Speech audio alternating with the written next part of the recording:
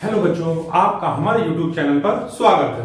बच्चों, आज हम आप लोगों के लिए एक बहुत ही खास और बहुत इंपॉर्टेंट वीडियो लेकर आए हैं। उस वीडियो में हम आपको ये बताएंगे कि यदि आपके नंबर ऑफ क्वेश्चंस बहुत कम सही है, यानी नंबर ऑफ क्वेश्चन बहुत कम सही है, फिर भी आप जवाहर नवोदय विद्यालय की प्रवेश परीक्षा पास कर लोगे।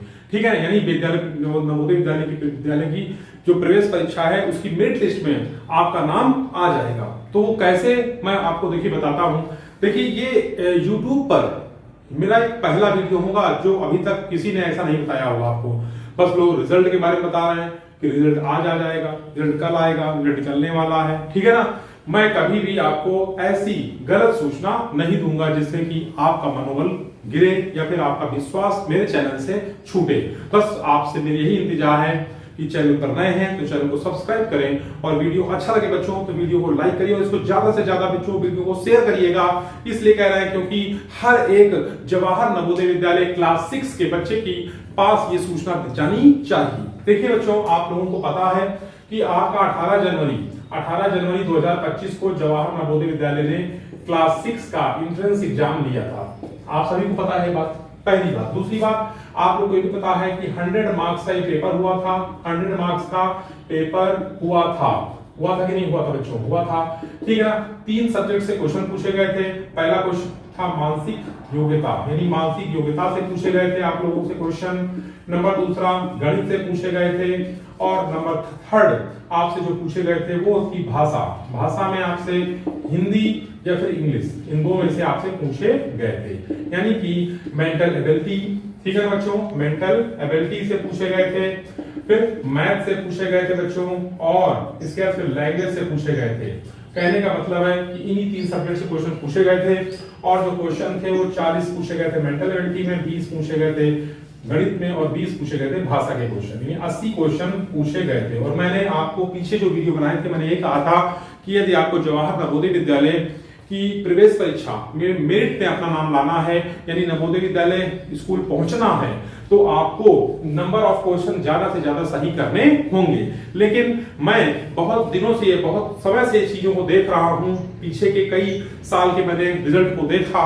उस रिजल्ट के आधार पर मैं आपको ये बता रहा हूं कि यदि आपके नंबर ऑफ क्वेश्चन 80 नहीं सही हैं, यानी 75 क्वेश्चन नहीं सही हैं, या फिर 65 क्वेश्चन नहीं सही हैं, या फिर 60 क्वेश्चन नहीं सही हैं, या फिर 78 क्वेश्चन नहीं सही हैं, ठीक है ना, कहने का मतलब है 78 नहीं सही हैं, 75 नहीं सही हैं, ठीक है ना, तो आपका फिर भी जवाहर नवोदय विद्यालय की मेरिट लिस्ट में नाम आएगा। तो बच्चों, इस वीडियो को शुरू से लेकर आखिर तक देखिएगा, क्योंकि इस वीडियो से आपको मैं ये बोलता हूं कि जरूर जानकारी प्राप्त होगी। देखिए बच्चों, एक बात ये क्लियर। दूसरी बात ये, मैंने आपको बताया था पीछे की वीडियो में कि 1/3 मार्क्स भी आपको लाने होंगे, यानी 1/3 मार्क्स यदि आप नहीं लाते हैं तो आपकी कॉपी चेक नहीं होगी। कहने का मतलब है कि आपका भाषा में 1/3 क्वेश्चन सही होने चाहिए, मैथ में 1/3 सही होने चाहिए और भाषा में 1/3 सही होने चाहिए। कहने का मतलब है कि यदि 40 का तिहाई करें तो क्या आएगा? 3 एकम 3, 3 और 1 4, 3 का 9, ठीक है, 13 क्वेश्चन, यानी 14 क्वेश्चन इसमें सही होने चाहिए आपके, ठीक है ना, 7 क्वेश्चन इसमें सही होने चाहिए, 7 क्वेश्चन इसमें, इतने क्वेश्चन सही होने चाहिए। 7 से कम सही हैं तो फिर आपकी कॉपी नहीं चेक होगी, ठीक, तो रिजल्ट की तो बात ही दूर है।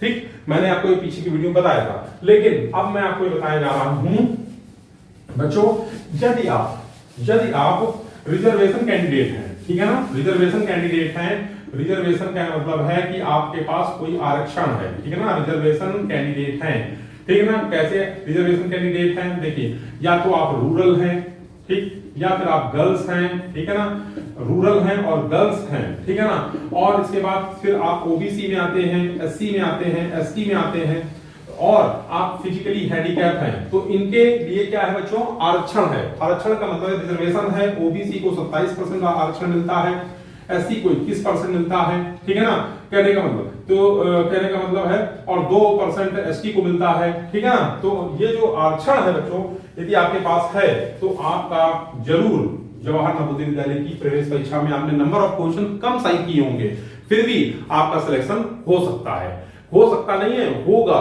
ठीक है ना, होगा। तो इसलिए मैं आप लोग से कहूंगा कि देखिए, एक बात समझिए, जैसे आपने 60 क्वेश्चन सही करे हैं, ठीक है ना, आपने 60 क्वेश्चन सही किए, आप ओबीसी कैंडिडेट हैं, आपने 60 क्वेश्चन सही किए, आप एससी कैंडिडेट हैं, आपने 60 क्वेश्चन सही किए हैं, आप एसटी कैंडिडेट हैं।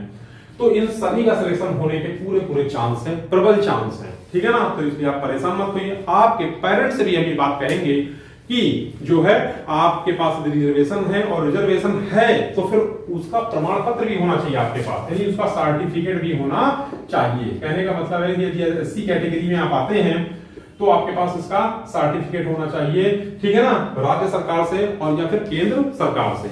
ओबीसी में भी दो तरह के लेयर हो गए हैं, एक क्रीमी लेयर है, ठीक है ना, और एक है नॉन क्रीमी लेयर, ठीक है ना, नॉन क्रीमी लेयर।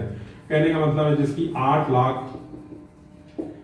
लाख वार्षिक आय से जो है कम है तो नॉन क्रीमी लेयर में आना है। क्रीमी लेयर तो 8 लाख से कम है तो क्रीमी लेयर, और 8 लाख से ऊपर तो नॉन क्रीमी लेयर में आते हैं, इनका रिजर्वेशन बढ़ जाता है। यानी ओबीसी कैंडिडेट हैं लेकिन आपका आरक्षण फिर बढ़ जाएगा बच्चों। तो इसका यदि आपको वीडियो चाहिए ओबीसी कैंडिडेट के क्रीमी लेयर और नॉन क्रीमी लेयर का, तो इसका वीडियो मैं बना दूंगा, कमेंट आपको करना होगा, ठीक है ना।